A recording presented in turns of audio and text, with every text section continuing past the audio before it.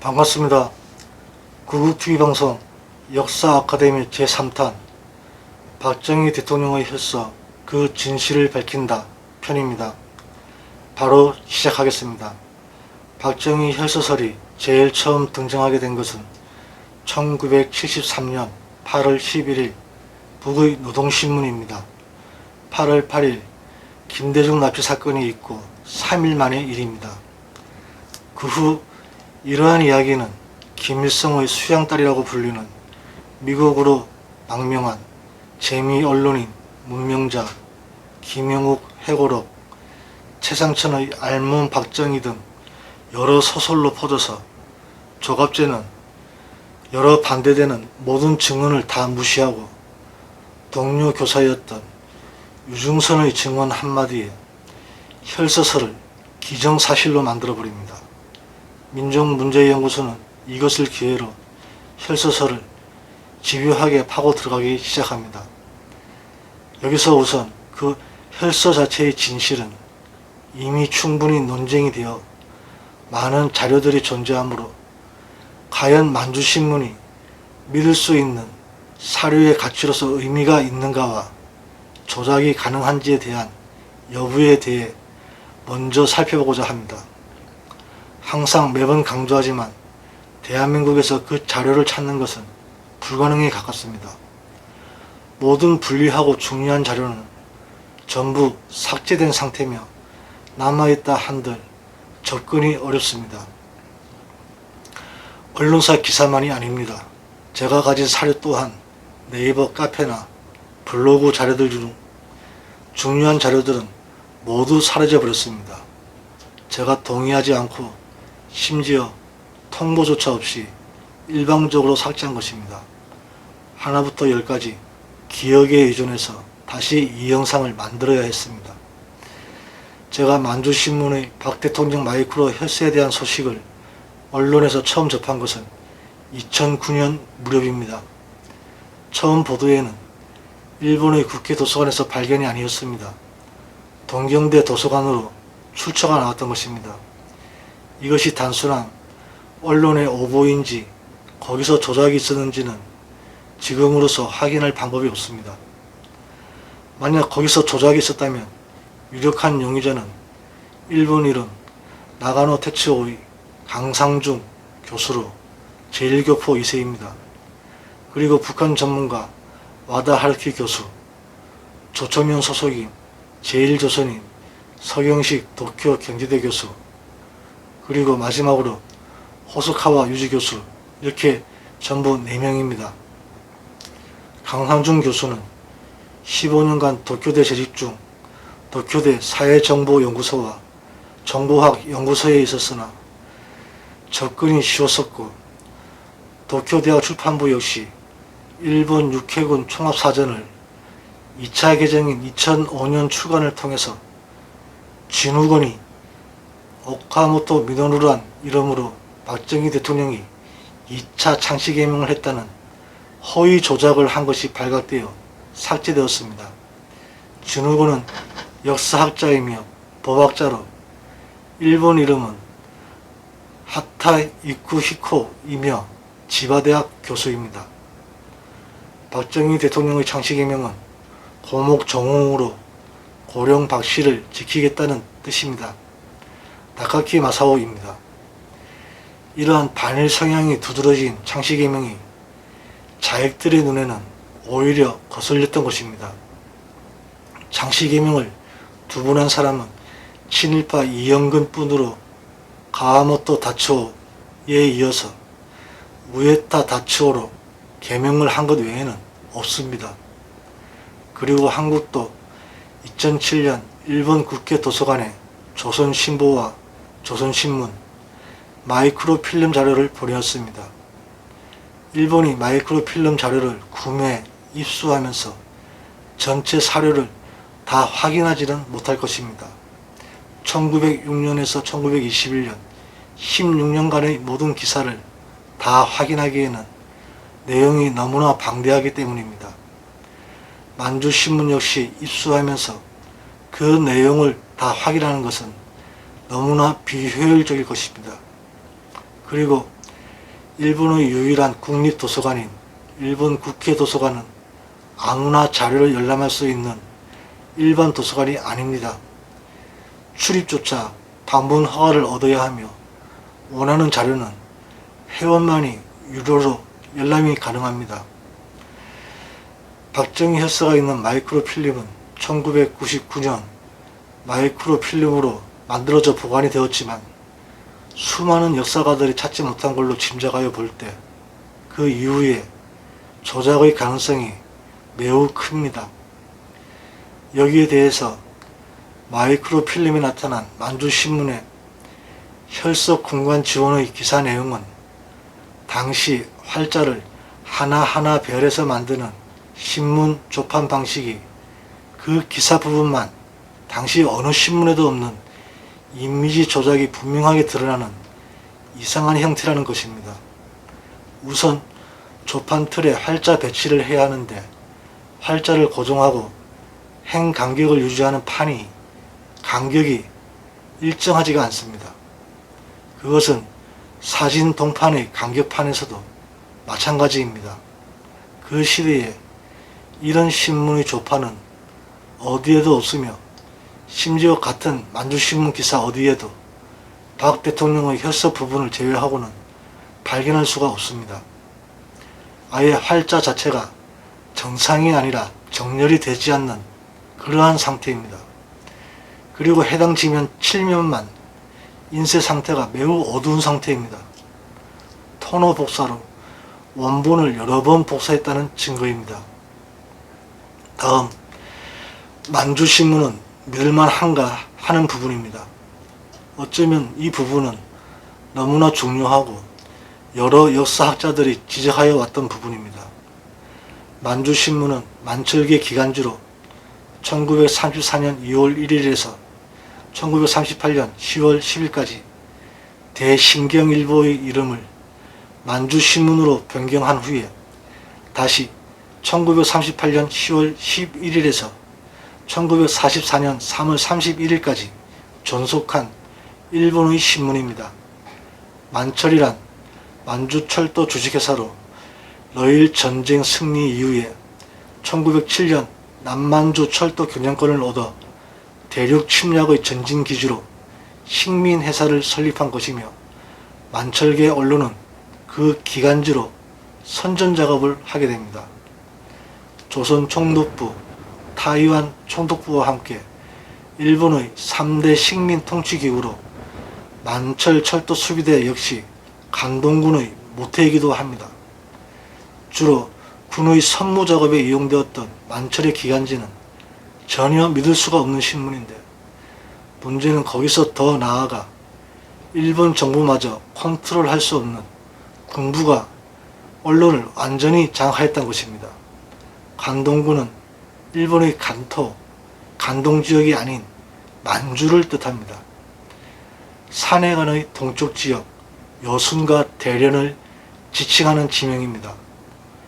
관동군 황도파 군벌은 일황제를 중심으로 옹호하는 육군 파벌이며 육군성의 통제파와 대립하여 일내각과 정부의 승인도 없이 1928년 장쩌린 폭사사건에 이어 1931년 7월 만보산 사건을 일으켜 만주사변이 시작됩니다. 이 여파로 한중 갈등으로 인해 한국 내의 하교들이 살해당하는가 하면 중국도 조선 독립운동 부대를 2,000명에 이르는 숫자를 살해를 합니다. 이것은 일제 식민치하 35년 동안 일본에 의해 사망한 독립군 숫자보다 많은 숫자입니다. 바로 이것이 민생단 사건인 것입니다. 여기에서 조선일보도 그 이전에 만보산 사건의 오보를 터뜨리며 먼저 하교들이 살해당하는 단초를 제공하게 되었고, 이건 역시 만철의 기간지였던 만주 내의 신문들이 그 원인이었던 것입니다. 즉 만철의 선무활동이 주가 된 사건들입니다.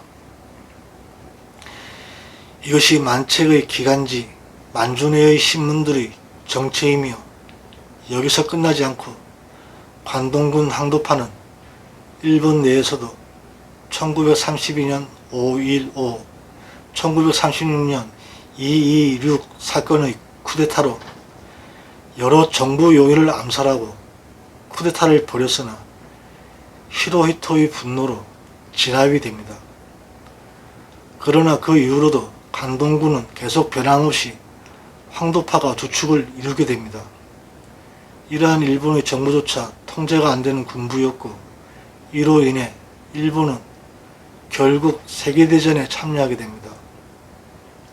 거기서 군의 선전선동에 충실했던 것이 바로 만철기간지의 시대적 역할이었습니다. 이는 일본의 다른 총독 기간지와도 도저히 비교할 수 없는 신문이라 말할 수 없는 그런 처참한 수준의 언론들이었습니다. 일본 국회 도서관에서 만주신문에 대한 자료는 겨우 56건에 지나지 않으며 그중 대다수가 만철기간지의 하위 잡지나 수필, 문학에 대한 연구가 전부입니다. 오직 2건의 언론 자체에 대한 연구가 있었는데 이상철의 조치대학 신문학 박사 논문, 중북, 동북지방에서의 일본어 신분 연구, 만주를 뜻하는 것입니다. 그리고 만주에서의 일본인 경영 신문의 역사, 이렇게 2건뿐입니다. 일제의 검열 기준과 보도 지침조차 무시하고 군부의 선무 공적 활동에 매진한 만철 기간지는 만주 군벌이 장악한 선무방송, 일본 정부의 통제조차 벗어난 언론이었고 심지어 이로 인해 일본 내부에서조차 연구 및 공개가 금기시되었으며 이전에는 박물관에서 보관하여 한국 정부가 요구해도 공개를 거부해왔던 것들입니다. 당시 만주 기간지는 라디오, 음악방송과 함께 선무방송의 양축이었습니다. 이런 언론을 철석같이 믿고 박정희 혈서를 퍼뜨리는 한국 언론은 한마디로 누구보다 가장 친일 언론인 것을 스스로 커밍아웃하는 것에 지나지 않습니다. 이것은 일본의 전쟁의 당위성만 선전하는 결과를 만들어주는 것입니다. 동시에 박정희를 친일파로 만들기 위해 당시 만주 신문들의 선동들을 모두 정당화하고 진실로 만들어버리는 일제 침략의 역사를 다시 써야 하는 결론에 도달하게 되는 것입니다. 앞서 논고한 역사적 사실들, 만생당 사건 같은 것은 제가 여기서 다 설명하기에는 너무 긴 장편의 역사 다큐멘터리가 되어버리니 각자가 학습하시는 길 외에는 저로서는 방법이 없습니다. 참고로 역대 관동군의 군 조직은 나무위키에도 자세히 서술되어 있습니다. 이제 마지막으로 박정희 혈서 기사가 왜 사실이 아닌지에 대해서도 다시 설명해 드리겠습니다. 이 부분은 이미 많은 논쟁으로 드러난 사실이기도 합니다. 그러므로 최대한 간략하게 소개시켜 드릴 생각입니다. 우선 유중선의 증언은 그 자체로 사실관계가 다르며 그것은 만주일보의 내용 또한 마찬가지로 역사적 사실과는 전혀 부합하지 않습니다. 유중선의 증언 중 박정희 대통령이 만주 군관학교에 지원하기 위해 나이를 지원 조건에 맞추려고 한 살 더 낮추었다는 부분은 1.6군 군속 자료들에 의해 완전한 거짓으로 드러났습니다. 유중선의 두 번째 증언, 진충보국 멸사번공이란 혈서는 만주신문에서 보이듯이 박정희 혈서의 내용 일사번공과는 틀립니다. 만주신문에는 일사의 어번공, 즉 이시 이테오 로코로 나옵니다. 그리고 세 번째로 만주 군관학교의 모집 요강은 1938년 9월에 발표하였는데 5월에 이미 시간을 앞서서 모집 요강을 보고 혈서를 썼다는 증언을 하였습니다. 단지 기억이 흐려져서 착각했다고 변명한다면 모든 부분에서 맞지 않는 사실과 상이한 기억들은 이미 증언의 가치가 상실된 것입니다. 이것은 상식 중에 상식에 속하는 문제입니다. 이 외에도 응시 과목에도 없는 역사학 책을 들고 다녔다는 등 기억이 흐려져서 실수했다고 보기에는 전체적인 사실관계가 대부분 틀린 증언입니다. 여기서 다시 만주신문 기사 내용이 사실과 다른 부분에 대해서도 살펴보도록 하겠습니다.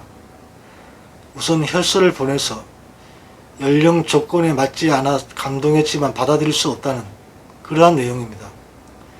당시 박정희는 국내에서는 알려지지도 않은 평범한 교사에 지나지 않았습니다. 반면 혈서를 쓰고 입학하는 것은 당시 한국인 자원자들에게도 유행과도 같았고 1939년에는 45명, 1940년에는 168명이 혈서를 쓰고 입학을 해야 했습니다. 전혀 신문에 나올 일이 아니었던 것입니다. 더구나 창씨 개명도 거부하며 고령 박씨를 지키겠다던 다카키 마사오를 이름으로 바꾼 박정희가 혈서로 지원한다는 것은 앞뒤가 맞지 않습니다. 무엇보다 앞서 말씀드렸듯이 만철 기간지는 관동군의 선무활동에서 군에서 내린 보도 지침에 의해 기사를 작성합니다. 이러한 보도가 나갔다면 다른 신문에도 같은 기사가 나오거나 보도 내용이 공유되어 가지고 만주일보, 만주일일신문들을 통해서 조선의 언론 또한 정보를 공유하며 한국 조선 사회에 널리 퍼지게 됩니다. 이것이 지금까지 밝혀지지 않고 있었다는 것은 불가능하고 있을 수 없는 일인 것입니다. 무엇보다 가장 큰 역사적 오류는 신경군관학교는 전신인 동천군관학교에 이어서 4년제 사관학교로 1939년 3월 10일 육군군관 학교령으로 제가되어서 1940년 4월 1일 설립하게 됩니다. 모집 요강은 공문 제1019호 호에 의해 쇼와 14년 11월 28일 즉 1939년 11월 28일에 공표됩니다. 1939년 3월 29일 신문에서 혈서를 받았다는 기사는 사실 거론할 필요조차 없는 허위 날조라는 것입니다. 그리고 만주신문에 나오는 구비서류 역시 호적 등본으로 기사화되어 있으나 모집 공고에는 본적지 경찰서장이 확인을 한 신분 증명서로 되어 있습니다. 그리고 박정희 훈도가 1개에 모집을 하였다고 나와 있으나 한국인은 10,000개로만 입시가 가능하였고 1개는 육군성 추천을 받은 일본인만 지원을 받아 무시험으로 입학하였습니다.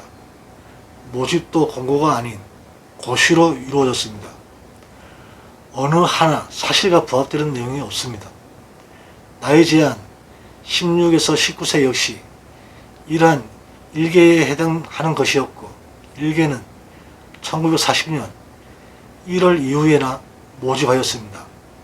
증거로 신경군관학교 1기생은 10,000개로만 90명을 뽑았고 이주일은 1918년생으로 당시 22세로 입교하였습니다. 10,000개를 기준 1940년의 3기 모집 공고에 의하면 민국 4년 이후 출생자로 나와 있고 이는 1915년생으로 27세까지인 것입니다. 2기에 지원한 박정희 대통령은 1917년 11월 14일 생입니다. 거기에 박정희는 1937년 문경 공립보통학교에 발령 부임함으로써 사범학교 졸업생의 훈도로서 사비생은 2년, 간비생은 4년의 의무 훈도 연한을 채워야 합니다. 1939년 4월이 되어야 의무연한을 다하게 되며 그 이전인 1938년에 군관학교 지원 자체가 불가능한 신문이었던 것입니다. 그리고 의무연한이 끝나면 하사관 신분이 되어 지원에서 나이 제한 또한 적용되지가 않습니다. 여기에 또 만주신문에 나오는 지원부서, 직무과조차 만주군에서는 존재하지 않는 부서입니다. 정무과라는 이름만 비슷한 부서가 있었으나 1939년 잠시 편제되었다가 없어졌으며 지원 관련 부서는 아니었습니다. 1939년 이전에는 군형과, 1940년 이후에는 훈련과가 담당하였고 모두 치안부대 참모사 소속이었습니다. 이런데도 만주신문 언론을 마치 불변의 사실인 양 떠들고 이를 거짓이라 밝히면 고소 고발하고 수백에서 억대의 벌금과 민사보상을 해야 하는 이 나라는 한마디로 미친 나라입니다. 이 나라는 민주국가가 아니라 선택된 진실, 강요된 진실을 따라야 하는 파시즘의 나라입니다. 민족문제연구소는 친일파를 연구하는 단체입니까? 이승만, 박정희를 죽이려는 단체입니까? 그들이 왜곡해서 더럽힌 이승만, 박정희 대통령의 더럽혀진 명예는 어떻게 보상하실 건가요? 그동안 얼마나 많은 거짓 사실들이 진실로 다시 밝혀진 것에 대해 그들의 학문의 연구라는 자유의 가면에 비겁하게 숨어서 사법부의 비호 아래 수많은 거짓을 퍼뜨려 왔는지 우리는 알고 있습니다. 그들에게 과연 명예가 있기는 한 겁니까? 우리 역사를 더럽힌 그 죄는 어떻게 받아야 할 것인지 물어보고 싶습니다. 만주신문에 독도는 일본 땅이라고 나오지 않아서 그나마 다행입니다. 하마터면 독도마저 빼앗길 뻔했습니다. 그런데 일본의 메이저 신문에서 숱하게 나오는 여운형의 친일 행각에는 왜 침묵하는지 이제 민족연구소가 답해야 할 것입니다. 왜 민족문제연구소 상임연구원 윤덕한이 이완용 편전을 만들어 우수도수로 선정까지 했는지에 대해서도 대답해야 할 것입니다. 마찬가지로 조갑제에게 묻습니다. 당신은 80년대까지 월간조선 대기자로 보수정권의 어두운 면을 폭로하며 진실하고 유능한 언론인으로 찬사를 받았습니다.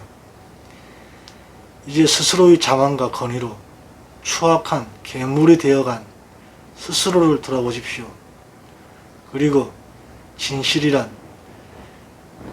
거짓의 위선에 가면을 쓴 자신을 거울을 통해 다시 바라보십시오.